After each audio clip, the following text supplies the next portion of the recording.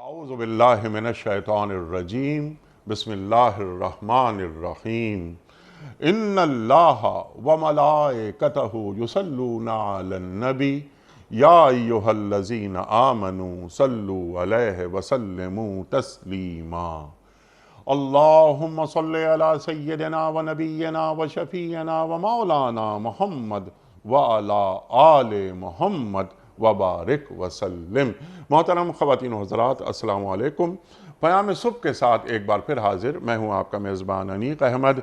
रोज़ाना कुरान करीम से करीब होने की कोशिश करते हैं, अपने अहद के एक जय्यद आलिम दीन को ज़हमत देते हैं, वो तशरीफ़ लाते हैं और हमें कुरान करीम से करीब करते हैं। कुरान करीम की इन आयात के माना और मफ़ाहीम हम तक मुंतकिल करते हैं कि कुरान हमें क्या क्या कह रहा है, हमें कहाँ देखना चाहता है और हमें कैसा देखना चाहता है। अल्लाह ताला की ये खिताबत है, अल्लाह ताला का ये कलाम है, आखिरी कलाम है ज़मीन वालों से। फ़ीहा कुतुबुन क़य्यिमा, अल्लाह ताला कुरान करीम में फरमाता है। तो कुरान करीम से करीब होने की कोशिश है और सीखने की कोशिश है। हम में से बेशतर अजमी हैं, कुरान करीम हमारी मादरी ज़बान नहीं है, तो हम तिलावत करते हैं जिसका बजाय ख़ुद बहुत सवाब है, बड़ा अजर है। लेकिन इन आयात के माना क्या हैं, तो इसके तराजिम हम तक पहुँचते हैं, हम उन्हें पढ़ते हैं, सीखते हैं, लेकिन एक एक लफ्ज़ को बिल्कुल वजाहत और सराहत के साथ बयान करना ये उलमा का मनसब है। तो हम ज़हमत देते हैं, रोज़ाना एक आलिम दीन को वो तशरीफ़ लाते हैं। ख़वातीन व हज़रात, आज हम सीखेंगे सूरह आराफ की आयात 11, 12 और 13 के हवाले से कि अल्लाह क्या फरमा रहा है। ये क़िस्सा है आदम व इबलीस। कुरान करीम में कई जगह पर मौजूद है, लेकिन सूरह आराफ में कि ये आयात हम आज इन पर बात करवाएंगे। अल्लाह ताला फरमा रहा है कि हमने तुम्हारी तख्लीक़ की इब्तिदा की, फिर तुम्हारी सूरत बनाई, फिर फ़रिश्तों से कहा कि आदम को सजदा करो। सब ने सजदा किया सिवाय इबलीस के। ये पूरा एक ये क़िस्सा हम कई बार ये सुन चुके हैं, लेकिन इसको एक इख्तिसार के साथ आज हम इसको दोहराएंगे दोबारा कि अल्लाह ताला क्या फरमा रहा है और हमें इससे सबक क्या मिल रहा है। फिर इबलीस को कहा जा रहा है, बल्कि पूछा जा रहा है कि तुझे किस चीज़ ने मना किया था कि तू सजदा ना कर आदम को। तो उसने कहा कि नहीं, मैं बेहतर हूँ इनसे, अना खैरुम मिन्हु। अब इसलिए बेहतर हूँ कि ये तो मैं आग से पैदा हुआ हूँ और ये आदम मट्टी से, तो आग का मकाम बड़ा है, उसे फजीलत हासिल है। ये भी हम सवाल रखेंगे कि क्या आग को फजीलत हासिल है मट्टी के मुकाबले में। हम ये भी सवाल रखेंगे कि क्या बंदे को या इंसान को सजदा कराया जा सकता है या किया जा सकता है। आदम अलैहिस्सलाम को अल्लाह ताला क्यों सजदा करा रहा है, सजदे के क्या माना हैं। ख़वातीन व हज़रात, फिर अल्लाह ताला शैतान को निकल जाने का हुक्म देते हैं उसके इस्तकबार की वजह से, उसके तकब्बुर की वजह से। व इज़ क़ुल्ना लिल मलाइकति इसजुदू लि आदम फसजदू इल्ला इबलीस अब्बा वस्तकबरा व काना मिनल काफिरीन। अल्लाह ताला किसी और जगह कुरान करीम में फरमाता है। तो ये अल्लाह ताला जब शैतान को रवाना कर रहा है, तो ये आसमान से रवाना कर रहा है या जन्नत से रवाना कर रहा है ज़मीन की जानिब। फिर अल्लाह ताला से मोहलत मांगता है शैतान, अल्लाह शैतान को मोहलत दे देता है। इस मोहलत देने की हिकमत क्या है, ये भी एक सवाल हम रखेंगे। बहुत सारे सवालात हैं। रब्बना ज़लमना अनफुसना व इन लम तग़फ़िर लना व तरहमना लनकूनन्ना मिनल ख़ासिरीन पे ये बात करवाएंगे। ला तक़रबा हाज़िही शजरा पे ये बात करवाएंगे। फिर एक सवाल ये भी रखेंगे कि आदम अलैहिस्सलाम शैतान के बहकावे में कैसे आ गए और शैतान ने उन्हें कैसी कैसी लालचें दी। अल्लाहु अकबर। बहुत सारी बातें होंगी, सीखेंगे मोहतरम अल्लामा सैयद रज़ी जाफ़र साहब क़िबला से। अल्लामा साहब बहुत शुक्रगुज़ार, आप तशरीफ़ लाए। ख़वातीन व हज़रात, कौन वाकिफ़ नहीं है अल्लामा साहब से। जहाँ भी इल्म अदब की गुफ्तगू होती है और वो तमाम अफराद अल्लामा साहब से खूब मुतारिफ़ होते हैं। क़याम सुबह का लाज़मी जुज़ तशरीफ़ लाते हैं और अल्लामा साहब से हम सब सीखते हैं। خوش آمدید کہتے ہوئے پروگرام کا آغاز اللہ تعالیٰ کے بابرکت نام سے، سورہ اعراف آیات 11، 12 اور 13۔ اعوذ باللہ من الشیطان الرجیم، بسم اللہ الرحمن الرحیم۔ وَلَقَدْ خَلَقْنَاكُمْ ثُمَّ صَوَّرْنَاكُمْ ثُمَّ قُلْنَا لِلْمَلَائِكَةِ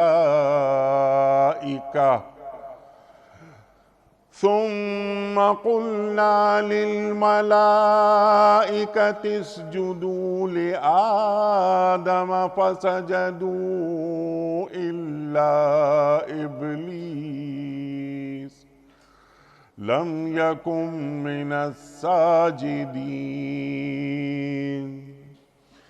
قال ما منعك ألا تسجد إذ أمرتك قال أنا خير منه خلقتني من نار وخلقته من طين قال فاهبط منها فما يكون لك أن تتكبر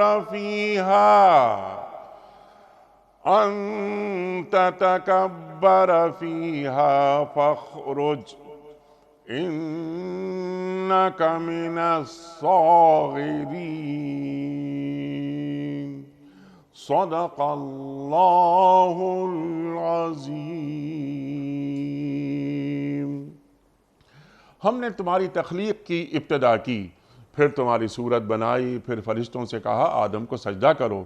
اس حکم پر سب نے سجدہ کیا مگر ابلیس سجدہ کرنے والوں میں شامل نہ ہوا۔ پوچھا تجھے کس چیز نے سجدہ کرنے سے روکا جبکہ میں نے تجھ کو حکم دیا تھا؟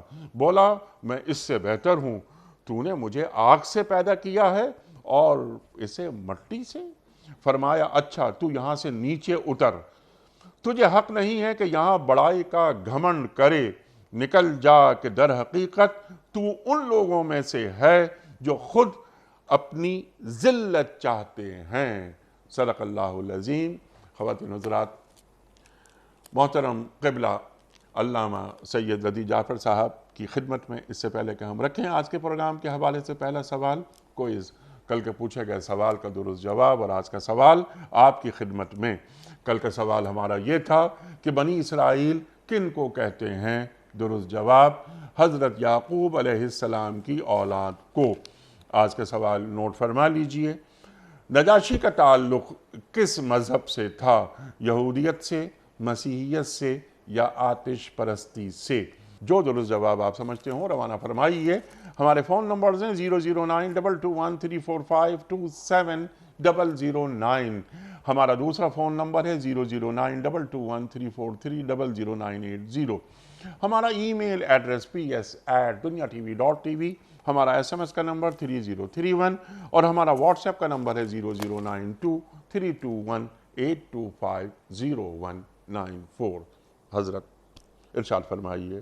یہ قصہ آدم و ابلیس بار بار آیا ہے قرآن میں، اللہ تعالیٰ نے دہرایا ہے، بتایا ہے پورے ابن آدم کو یا بنی آدم کو کہ دیکھو تمہارے جو اجداد ہیں ان سے کیا غلطی ہوئی تھی، ان کا قصہ کیا تھا، دیکھو ایسے کام مت کرنا۔ تمہارے والدین کے تو شیطان نے کپڑے اتروا دیے تھے، کسی اور مقام پر اللہ تعالیٰ نے قرآن کریم میں رکھی ہے یہ بات، دیکھو خیال رکھنا ان تمام چیزوں کا۔ ارشاد فرمائیے کہ اللہ کیا فرما رہا ہے۔ انیق صاحب ماشاءاللہ آپ ہمیشہ بڑے عمدہ قسم کے موضوعات کا انتخاب کرتے ہیں اور ہم لوگوں کے لیے غور و فکر کے مواقع پیدا کرتے ہیں۔ قرآن کریم ہماری زندگی کا جز ہونا چاہیے تھا مکمل طور پر۔ یہ ہماری بدقسمتی ہے کہ ہم قرآن پڑھتے ہیں لیکن نہ دل میں اتارتے ہیں نہ کردار میں اس کو ڈالتے ہیں، ورنہ دنیا کا نقشہ کچھ اور ہوتا۔ سبحان اللہ۔ اس لیے کہ نہذا القرآن یہدی للتی ہی اقوم، سبحان اللہ۔ قرآن تمہاری رہنمائی کرتا ہے اس راستے کے جو سب سے پائیدار، سب سے عمدہ ہے۔ مگر قرآن کی تعلیمات اپنی جگہ، ہماری اپنی نالائقیاں اپنی جگہ۔ جی ہاں۔ حضرت آدم علیہ السلام کا قصہ خداوند عالم نے کئی بار دہرایا ہے، اور اس بات کا ذکر بھی بار بار ہوا ہے کہ جب ہم نے آدم کو پیدا کیا جو مور سے اعلیٰ ہے تمام انسانوں کے، تو سب کو حکم دیا سجدہ کرنے کا۔ بزم ملکوت میں جو بھی ٹھہرے ہوئے تھے ان کو حکم تھا کہ سجدہ کریں۔ ابلیس اگرچہ فرشتہ نہیں تھا مگر اسے بزم ملکوت میں عبادت کرنے کی اجازت تھی، ٹھیک اس لیے حکم سب پر تھا۔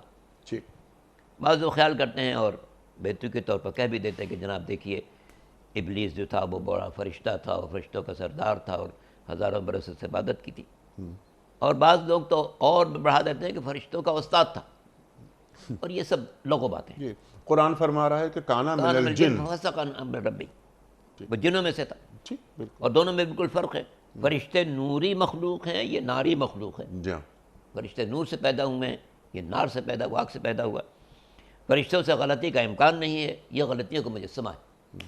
تو اس لیے یہ بے عقلی ہے کہ ہم ابلیس کو فرشتوں میں سے قرار دیں ٹھیک اور یہ بات کریں کہ جناب وہ فرشتہ تھا اور اتنی عبادت کرنے کے باوجود ایک سجدہ نہیں کیا تو وہ ہر فرشتہ نہیں رہا، اور کیا ہو گیا کیا ہو گیا، اس نے کہہ دیا کہ فرشتوں کا استاد تھا۔ کچھ بھی نہیں، جھوٹ ہے یہ سب جھوٹ بھی ہے، غلط فہمی بھی ہے، اور پتہ نہیں کہاں سے ذہنوں میں یہ بات ڈال دی گئی۔ خیر، تو قرآن مجید میں حضرت آدم کے لیے پہلے دن ارشاد ہوا تھا انی جاعل فی الارض خلیفہ، جی ہاں زمین میں اپنا نمائندہ بھیجنے والا ہوں، میں مقرر کروں گا اپنا نمائندہ۔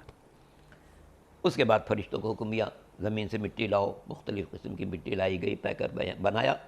جب پیکر تیار ہو گیا، آگے بہت سی سوروں میں ہی بات پڑھیں گے، پیکر تیار ہوا، اس کو خشک رکھنے کے لیے چھوڑ دیا گیا۔ جب خشک ہو گیا تو تب ہوا حکم ہوا اذا نفخت فیہ من روحی فقعوا لہ ساجدین۔ اللہ پیکر تیار ہو گیا، دیکھ رہے ہو خشک ہو چکا ہے، اب میں اس میں روح پھونکوں گا۔ ٹھیک ہے جب روح پھونک دو تب تم سجدہ گزار ہو جانا۔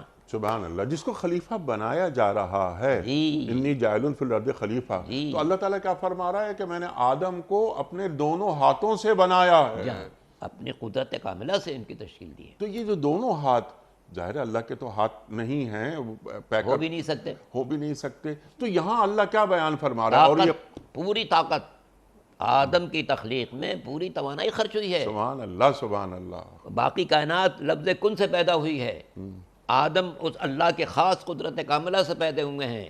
سبحان اسی لیے اللہ سبحان اللہ، مولا کائنات فرماتے ہیں اتزعم انک جرم صغیر، تمہارا خیال ہے کہ تم ایک چھوٹا سا جسم ہو، فیک انت والعالم الاکبر، تمہارے اندر عالم اکبر پوشیدہ ہے۔ اللہ اکبر، تو انسان چونکہ کائنات پر اشرف بنا کے بھیجا گیا ہے، اس لیے انسان سے پیدائش سے پہلے اللہ نے پوری کائنات کو سجا دیا، دریا پیدا کر دیے، سمندر پیدا کر دیے، پہاڑ پیدا کر دیے، موسم ایجاد کر دیے، پھل پیدا کر دیے، پھول پیدا کر دیے، ساری کائنات کو سجا دیا۔ اب اپنا نمائندہ بھیج رہا ہے۔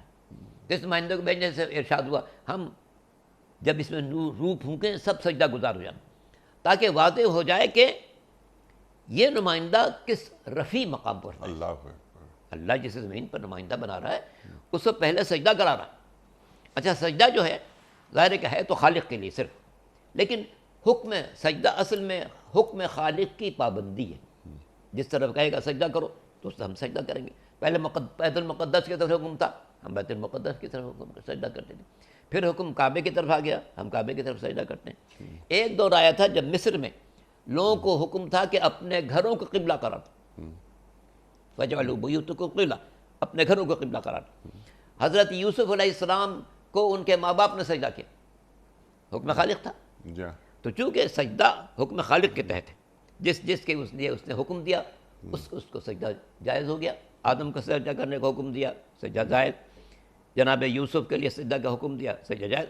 لیکن سرکار دو عالم حضرت محمد مصطفیٰ صلی اللہ علیہ وسلم کا ارشاد گرامی ہے کہ ماضی میں جتنے بھی سجدے ہوئے ہیں وہ ٹھیک ہے اللہ کے حکم سے ہوئے ہیں، لیکن اب قیامت تک خدا کے علاوہ کسی کو سجدہ نہیں کیا جا سکتا۔ سبحان اللہ سبحان اللہ، اب جو سجدہ ہوگا، چونکہ ماضی کے سجدے اللہ نے جس کو حکم دیا سجدہ کر لیا، سبحان اللہ، چونکہ سجدہ اس انسان کو نہیں تھا، حکم خدا کے آگے تھا۔ اس لیے قدرت نے ابلیس سے سوال کیا ما منعک الا تسجد، جب میں نے حکم دیا تھا تو نے سجدہ کیوں نہیں کیا؟ چونکہ سجدہ تو حکم الہی کی پابندی کا نام ہے، سبحان اللہ، جس میں انسان اپنے جسم کے اشرف ترین حصے کو کائنات کی کم ترین چیز پر رکھتا ہے۔ غور کیجیے، سبحان اللہ، کائنات میں سب سے اشرف انسان، انسان میں سب سے اشرف اس کا سر، مخلوقات میں سب سے کمتر جمادات، اور سجدہ سب سے افضل مٹی پر۔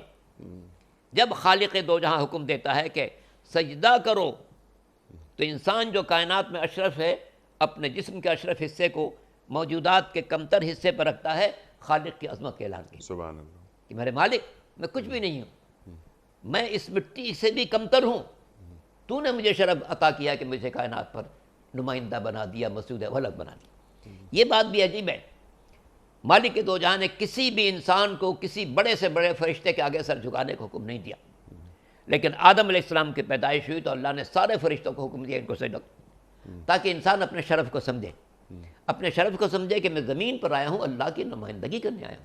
ٹھیک، تخلقوا باخلاق اللہ، سبحان اللہ، اللہ کے اخلاق میں اپنے آپ کو ڈھال لو۔ وہ کریم ہے، لوگوں کے ساتھ کرم کرو، وہ مہربان ہے، اس کے لوگوں کے ساتھ مہربانی کرو، وہ عفو ہے، لوگوں کے ساتھ درگزر کرو، وہ غفور ہے، لوگوں کے قصور کو معاف کر دیا کرو، وہ رزاق ہے، بندگان خدا کو جہاں تک ہو سکے رزق پہنچانے کی کوشش کیا کرو۔ تو جتنے اسماء الہی ہیں یہ در حقیقت کے صفات کے مظہر ہیں، ذات ایک ہے، صفات کے مظہر ہیں یہ سب، جس کو ہم 99 نام لیتے ہیں، یہ سب اس کے صفات کے مظہر ہیں۔ تخلق باخلاق اللہ کا مطلب یہ ہے کہ جو صفات تم پڑھتے ہو اللہ کی، کوشش کرو کہ اپنے وجود کے اندر ان صفات کو ڈھالو، تاکہ اپنی اصلی منزل کو پہچانو۔ ٹھیک، تمہاری اپنی پہلی منزل ہے کہ مسجد ملک ہو، زمین پر اللہ کے نمائندے ہو۔ تو فرشتوں کو حکم دیا جا رہا ہے سجدہ کرو، سب نے سجدہ کر لیا، ظاہر حکم خالق تھا، کوئی فرشتہ کبھی مخالفت کر ہی نہیں سکتا، کرامن بررا، وہ اللہ کے معزز فرشتے ہیں، جو کہتا ہے وہ کرتے ہیں۔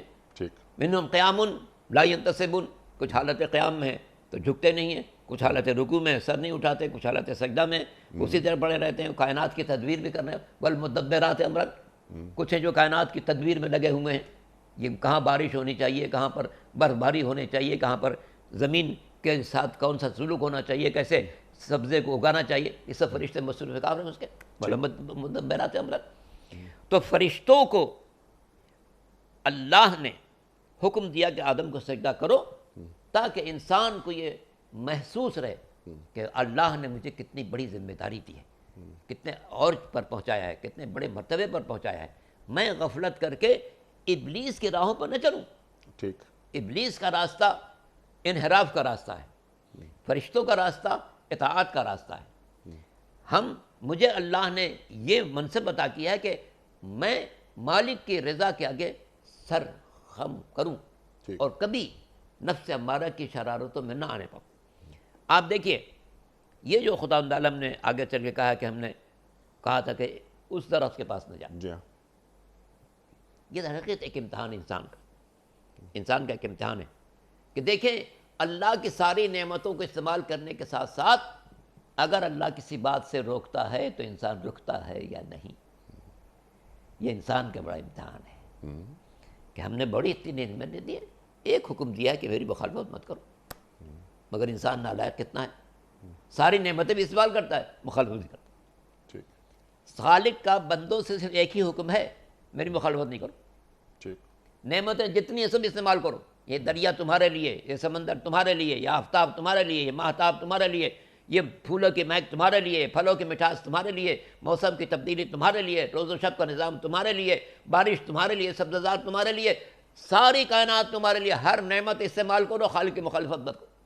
انسان اتنا بدبخت کہ ساری نعمتیں بھی استعمال کرتا ہے اور قدم قدم پر مخالفت بھی کرتا ہے۔ تو یہ انسان کی آزمائش کی منزل تھے، انسان کی آزمائش کی منزل تھے۔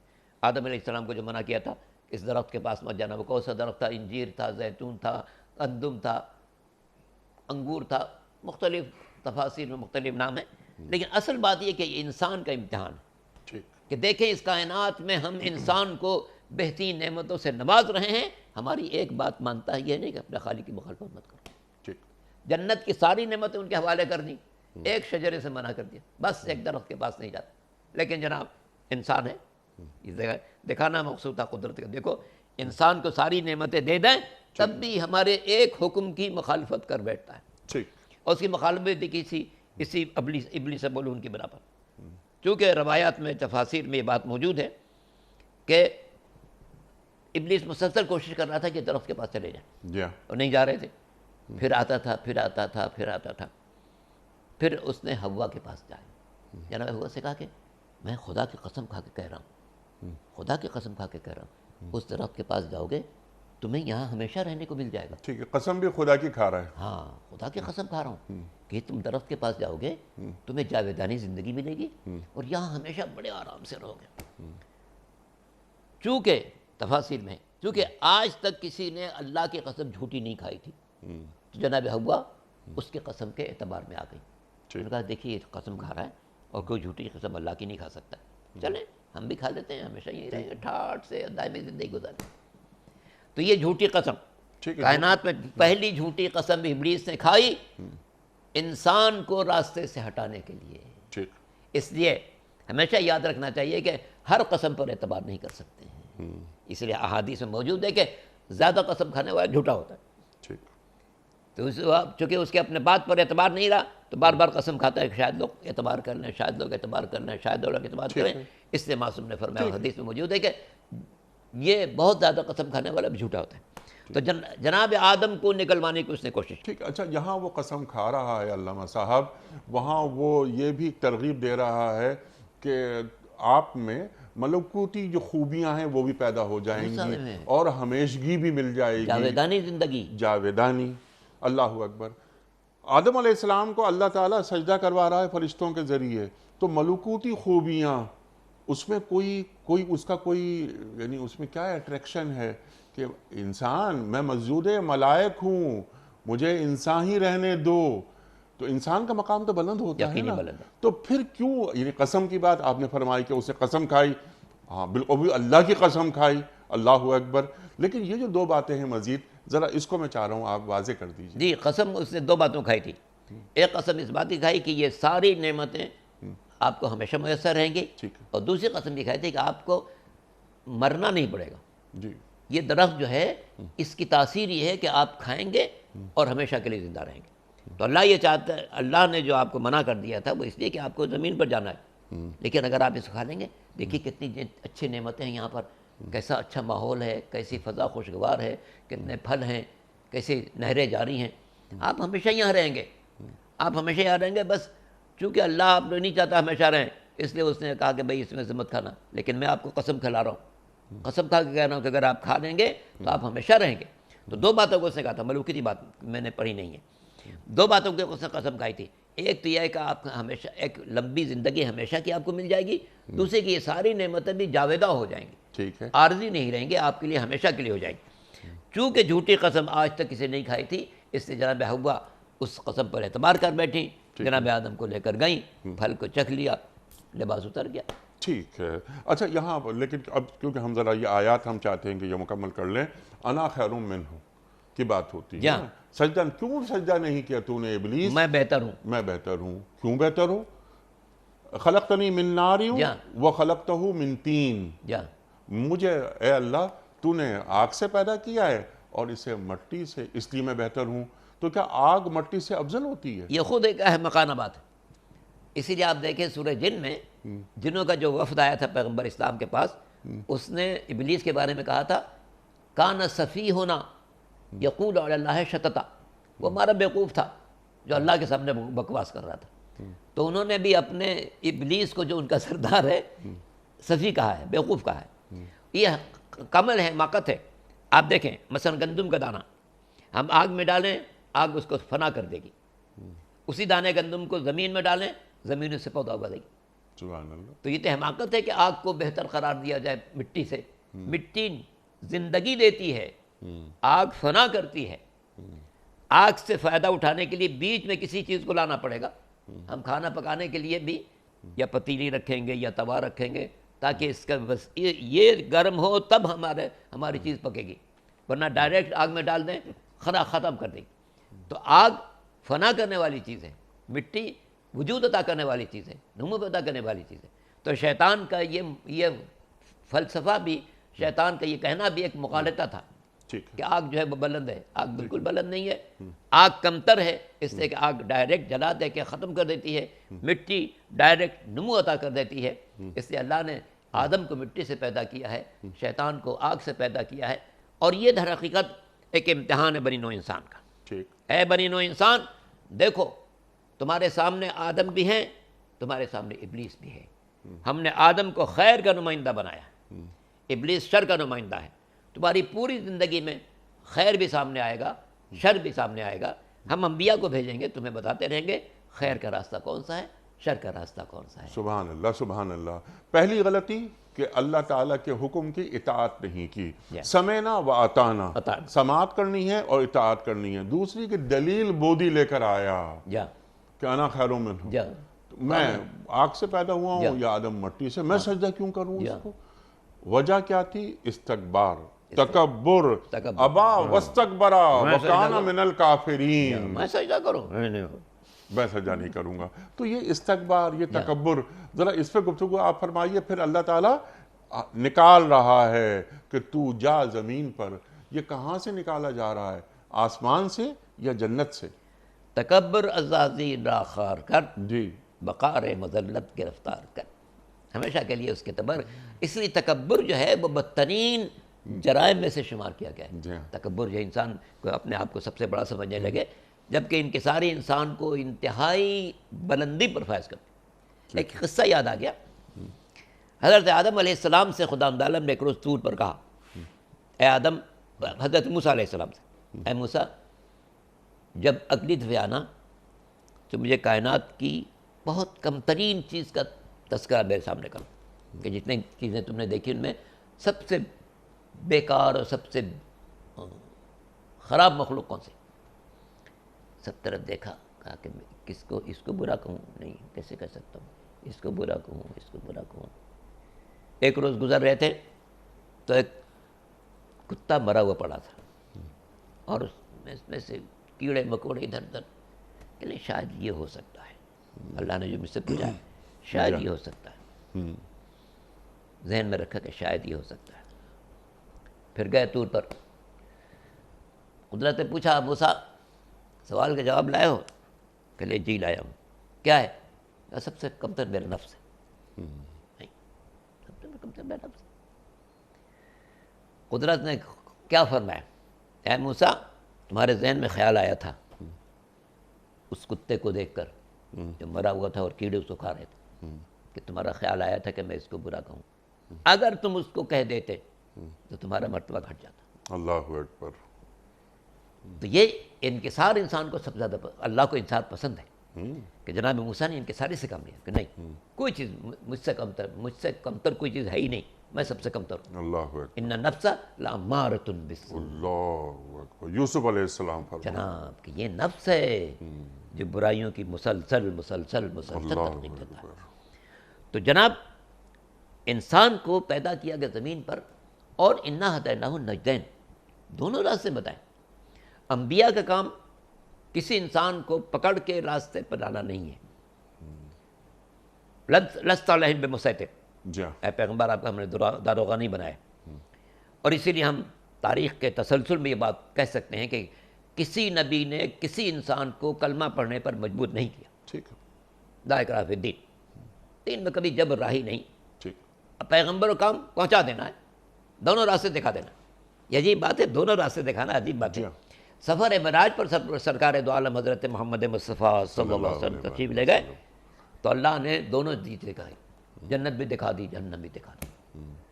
جنت کو پیغمبر نے بیان کرنا شروع کیا، لوگوں کے چہرے کھلنا شروع ہوئے، لیکن جب حضور نے جہنم کی باتیں کرنا شروع کی، لوگوں کے چہرے رونگٹے کھڑے ہو گئے۔ اور خاص طور سے کہتے ہیں کہ جب جناب فاطمہ بنت اسد کے سامنے پیغمبر نے مناظر بیان کیے تو وہ بی بی رونے لگی، ہاں یہ ہوگا، فرمایا نہیں، آپ کے ساتھ نہیں ہوگا، آپ کے ساتھ نہیں ہوگا۔ یہ جو شرارت کرنے والے ہیں، جو مجھے ستا رہے ہیں، جو مجھے اذیت پہنچا رہے ہیں، جو اللہ کو نہیں مانتے، جو معاشرے پر ظلم ڈال رہے ہیں، ان کے لیے اللہ نے سزائیں رکھی ہیں۔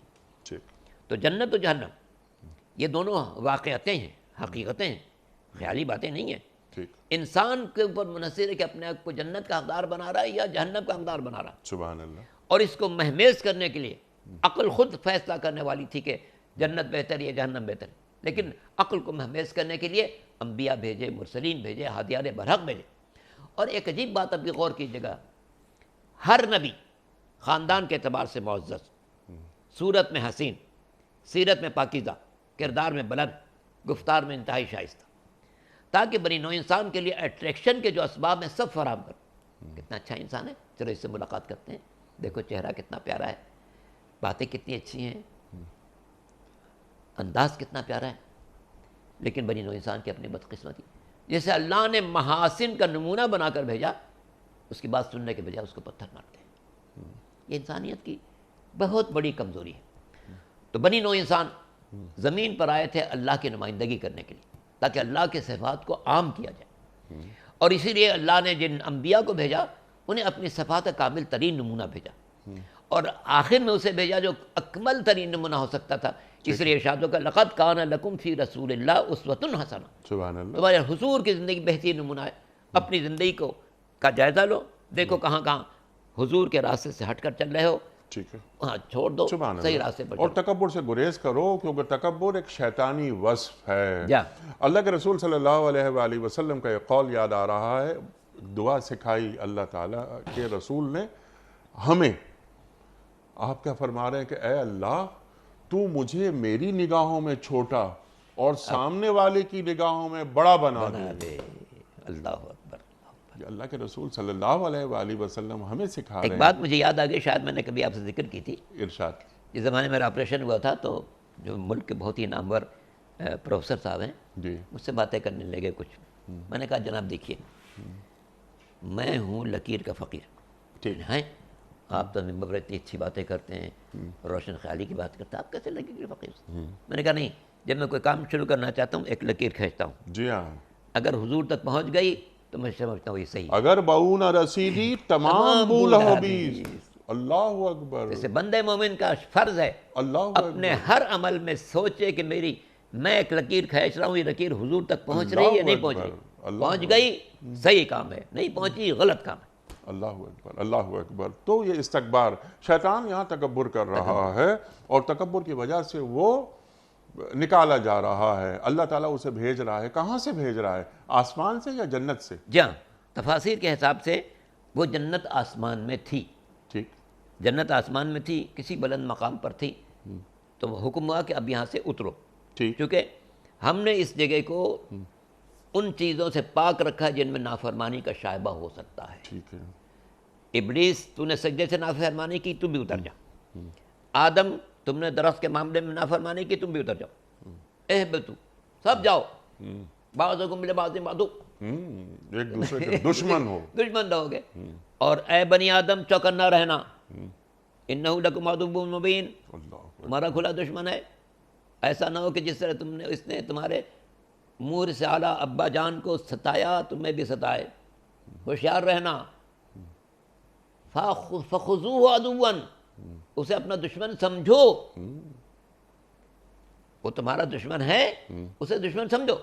اسی کہ اس نے تمہارے باپ کے ساتھ نالائقی کی ہے. اور وہ بیٹا کیسا نالائق ہے جو اپنے باپ کے دشمن سے دوستی کرے. اللہ. جانتا ہے میرا باپ بے قصور ہے، پھر بھی باپ کے دشمن سے دوستی کر رہا. جانتا ہے یہ باپ کا جو دشمن تھا یہ بہت ہی بدتر تھا، لیکن اسے جا دوستی کر. تمہاری عملی زندگی میں یہ بہت بڑی خرابی ہے کہ ہم اپنے باپ کے اس دشمن سے جو برائیوں کا مجموعہ ہے دوستی کر لیتے. اللہ اکبر. جو سکھاتا پڑھاتا ہے، جو ہمارے ذہن میں ڈالتا ہے، یوسوس فی صدور الناس، دنوں میں وسوسہ ڈال کے ہمیں اپنے راستے پر لے آتا ہے، اور قسم بھی کھا چکا ہے. ٹھیک. کہ پالنے والے ہم تیرے میں بندوں میں سے اکثر کو راستے سے ہٹا دیں، الا عبادک منہم المخلصین.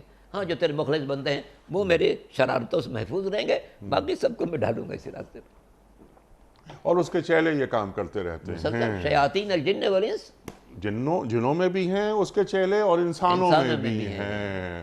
وہ جو ابلیس شام کو تخت بچھاتا ہے اپنے چیلوں سے پوچھتا ہے کہ بتاؤ تمہارے آج کے کارنامے کیا مجلس شورا. ہیں. تو لوگ بتاتے ہیں ہم نے یہ کیا یہ کیا یہ کیا، کچھ بھی نہیں کیا، کوئی بڑا کام نہیں کیا تم نے. ایک چیلا شیطان کا یہ کہتا ہے کہ آج میں نے میاں اور بیوی کے درمیان جدائی ڈال دی. جدائی ڈال دی. اس کو بلاتا ہے، گلے لگاتا ہے کہ ہاں کام تم نے کیا کہ میاں بیوی کے درمیان جدائی ڈال دی. سوالات بہت سارے ہیں، لیکن ابھی ایک سوال ذہن میں آیا. یفرقون بین المرء وزوجہ. جی ہاں، کہ شیطان کے حربوں سے محفوظ رہنے کا بہترین طریقہ کیا ہے؟ سرکار دو عالم حضرت محمد مصطفیٰ صلی اللہ علیہ وسلم نے زندگی کے ہر شعبے کے لیے ہدایت دی ہے. اسی طرح شیطان کے وسوسے سے بچنے کے لیے بھی. پہلی بات تو یہ کہ انسان استعاذہ زیادہ سے زیادہ کیا کرے. دوسری بات یہ کہ استغفار زیادہ سے زیادہ کیا کرے. تیسری بات سرکار دو عالم پر درود زیادہ سے زیادہ پڑھا کرے. سبحان اللہ. اللہ. قرآن مجید کے جو آخری 2 سورے ہیں معوذتین، جی. ان کی جتنا زیادہ تلاوت ہوگی اتنا ہی انسان اس سے دور رہے گا. اور یہ بات تو ظاہر ہے کہ قرآن میں موجود ہے کہ الا ما رحم ربی ان نفس لامارۃ بالسوء الا ما رحم ربی. جی ہاں. جب نفس اور عقل میں تصادم ہو تو نفس کو چھوڑ دیں، عقل کی بات اپنا لیں. اس لیے کہ العقل ما عبد بہ الرحمن واکتسب بہ الجنان. عقل وہ ہے جس کے ذریعے اللہ کو پہچانا جا سکتا ہے، جنت کا راستہ حاصل کیا جا سکتا ہے. تو انسان کے سامنے جب بھی 2 باتیں ایسی ہیں جن میں ایک طرف نفس ہے ایک طرف عقل ہے. ٹھیک.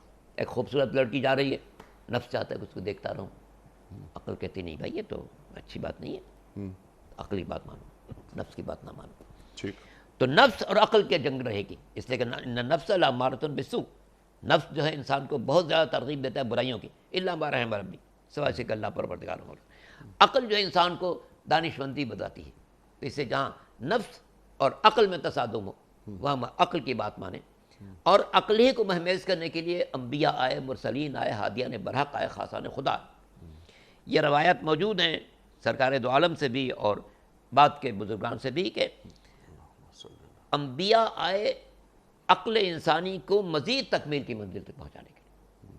ورنہ عقل انسان جو ہے، یہ کسی شاعر نے کہا ہے، ہمیں سے اہل نظر کو ثبوت حق کے لیے اگر رسول نہ آتے تو صبح کافی تھی.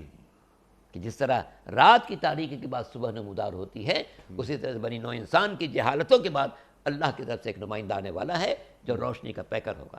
اور ہمارے لیے حق یہی ہے کہ ہم اس روشنی کے پیکر کو کا ساتھ دیں، اس کے قدم بقدم چلیں، تاکہ ہماری زندگی بھی ویسی نورانی بن جائے جیسے اللہ نے اسے اپنے نور کا مجسمہ بنا کر بھیجا ہے.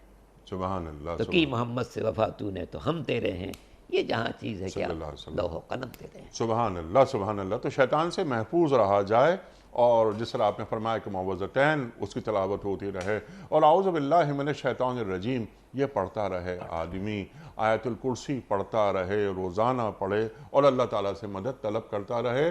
درود شریف کا ورد حرز جاں بنا لے. اللہ اکبر. اچھا، بہت ساری باتیں ہیں، وقت بھی ختم ہو رہا ہے. آپ نے درمیان میں ایک بہت اہم جملہ عطا فرمایا تھا کہ انسان کائنات اکبر ہے، اللہ عالم اکبر ہے، کائنات اکبر ہے. اللہ اکبر. اللہ اکبر. یہ کتنا بڑا جملہ ہے. یعنی لقد کرمنا بنی آدم سے اس کو جوڑا وَحَمَلْنَاهُ فِي الْبَرِّ وَالْبَحْرِ. اللہ اکبر. کہ انسان کو اپنا مقام کیا اسے ادراک ہے. آپ نے فرمایا تھا قرآن کریم کی آیت کہ انی جاعل فی الارض خلیفہ. اللہ تعالیٰ انسان کو، بنی آدم کو اپنا نائب بنا رہا ہے، اپنا خلیفہ بنا رہا ہے. ہاتھ ہے اللہ کا، بندے مومن کا ہاتھ، غالب و کار آفریں، کار کشا کار ساز. تو یہ بنی آدم کو معلوم ہے یا اسے عرفان ہوا ہے، ادراک ہوا ہے کہ وہ اللہ تعالیٰ کا نائب ہے اور اس کو کون سا مقام مل گیا ہے؟ ارشاد.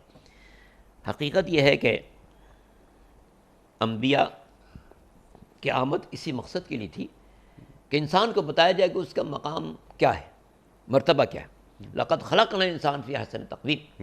ہم نے انسان کو بہترین پیکر میں پیدا کیا، لیکن ثم رددناہ اسفل سافلین، مگر اپنی بدقسمتی کی بنا پر یہ بدترین منزل پر پہنچ جاتا ہے. اس لیے حدیث میں موجود ہے کہ ایک انسان نیک راستے پر ہو فرشتوں سے بہتر ہو جائے گا، اور برے راستے پر ہو تو شیاطین سے بدتر ہو جائے گا.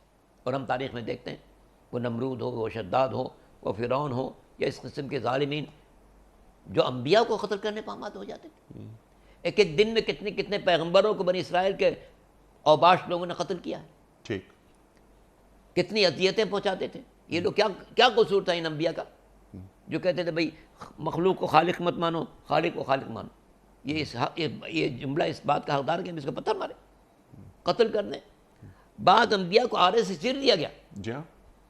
کیوں ایسی بات کرتے ہو؟ نہیں، بس بات مت کرو. تو یہ انسان کی بدسرشتی. کان ظلوما جہولا. ٹھیک ہے. لقد عرضنا الامانۃ علی السماوات والارض فابین ان یحملنها وحملها الانسان وکان الانسان ظلوما جہولا. ٹھیک.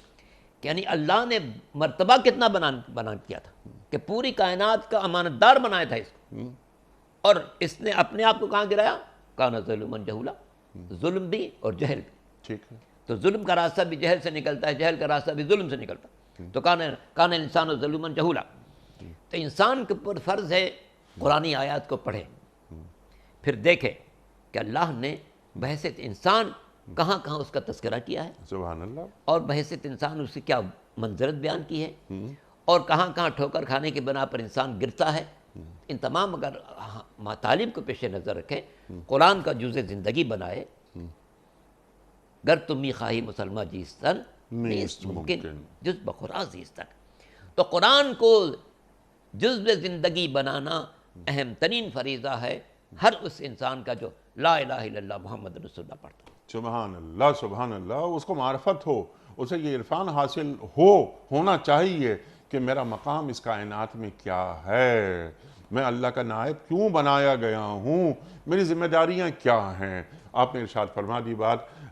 علامہ صاحب بس آخری منٹ جاری ہیں، لیکن قرآن کریم کی ایک دعا جو اللہ تعالیٰ نے ہمارے لیے رکھ دی آدم علیہ السلام کے حوالے سے، ربنا ظلمنا انفسنا وَإِن لَمْ تَغْفِرْ لَنَا وَتَرْحَمْنَا لَنَكُونَنَّ مِنَ الْخَاسِرِينَ. جب بھی غلطی کرو تو استکبار نہیں کرنا شیطان کی طرح. جی، استغفار کرنا. استغفار کرنا. استکبار اس کا طریقہ ہے، استغفار بندے مومن کا طریقہ. ذرا اس دعا کو ذرا کھولیے. جا اے پالنے والے، ہم نے اپنے اوپر ظلم کیا.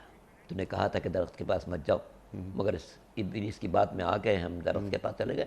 ظلمنا انفسنا، ہم نے کسی اور پر نہیں ظلم کیا، نہ اس کائنات پر ظلم کیا ہے، نہ اس درخت پر ظلم کیا ہے. ظلم کیا تو اپنے اوپر کیا ہے. اب کیا ہے؟ اب سے تیری رحمت میرے سامنے حاضر ہونی چاہیے. جس رحمت سے تو نے مجھے پیدا کیا، جس رحمت سے نفخ روح کر کے مجھے چلتا پھرتا انسان بنایا، جس رحمت سے تو نے مسجود ملائک قرار دیا، اسی رحمت کا واسطہ مجھ پر ایک بار اور رحم فرما، ہمارے گناہوں کو بخش دے. اس میں ایک پیغام ہے ہر انسان کے لیے. انسان سے غلطیاں ہوتی رہتی ہیں، کوئی نہ کوئی انسان غلطی کر بیٹھتا ہے. ٹھیک. غلطی پر جم جانا شیطنت ہے. سبحان اللہ. غلطی کا اعتراف کر کے رب سے معافی مانگنا یہ آدمیت ہے، انسانیت ہے، شرف ہے، کمال ہے. رحمت الہی کا استحقاق بنتا ہے. استغفار سے قرآن کی بعض آیتوں سے اندازہ ہوتا ہے کہ فاستغفروا ربکم انہ کان غفارا. اپنے رب سے معافی مانگو، بہت مہربان ہے. بندے نے اگر 50 برس اللہ کی معصیت کی ہو، ایک دن خیال آ جائے کہ میں کس کی نافرمانی کر رہا تھا، اس کی جس نے مجھے وجود عطا کیا، ہاتھوں میں قوت گرفت دی، پیروں میں چلنے کی طاقت دی، زبان میں قوت گفتار دی، آنکھوں میں روشنی دی، کانوں میں سماعت دی، دل میں دھڑکن دی، دماغ میں سوچنے سمجھنے کی صلاحیت دی، ساری کائنات کو میرے لیے پیدا کیا. میں نے اسے مخالفت کی. اے میرے مالک مجھے معاف کر دے، اے میرے مالک مجھے معاف کر دے. اگر واقعاً سچی دل سے اپنے گناہوں کا اعتراف کرے اور معافی مانگے تو 50 برس کے گناہوں کو اس کی یہ توبہ دھو سکتی ہے اور شفاف بنا سکتی ہے اور جنت کا حقدار بنا سکتی ہے. قد افلح من تزکا، یقیناً کامیاب ہے جس نے اپنے آپ کو پاک کر لیا، شفاف بنا لیا. تو انسان کے لیے رات کی تاریکیوں میں جب اس کا موقع ملے، نماز تہجد کو اسی لیے اہم قرار دیا گیا کہ اس وقت ساری دنیا سو رہی ہوتی ہے، بندہ جاگ رہا ہو، اپنے رب سے مناجات کر رہا ہو، دنیا کے جھمیلے سے آزاد ہے، خالق زارہ نیاز کر رہا ہے. میرے مالک میری فلاں خطا معاف کر دے، میری آنکھوں نے گناہ کیے معاف کر دے، میری زبان نے گناہ کیے معاف کر دے، میرے ہاتھوں نے گناہ کیے معاف کر دے، میرے پیروں نے گناہ کیے معاف کر دے، میرے اعضاء جوارح نے جو گناہ کیے معاف کر دے. کوئی معاف کرنے والا نہیں ہے، تو ہے جو سب کے گناہوں کو معاف کرنے والا ہے۔ میرے مالک، میری خطا یقیناً عظیم ہے مگر تیری رحمت اعظم ہے۔ جی میرے گناہ تو چھوٹے ہیں تیری رحمت کے سامنے، لا تقنطوا من رحمت اللہ۔ انہ یغفر الذنوب جميعا۔ اللہ اکبر، اللہ اکبر۔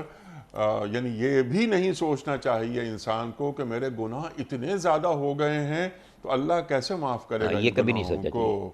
یہ بھی ایک شرک ہے، یہ سوچنا بھی گناہ ہے۔ یہ سوچنا بھی گناہ ہے۔ اللہ اکبر، اللہ اکبر۔ شیطان نے کیا کیا؟ دلیل دی، تعویل لے کر آیا کہ نہیں ایسا نہیں ایسا۔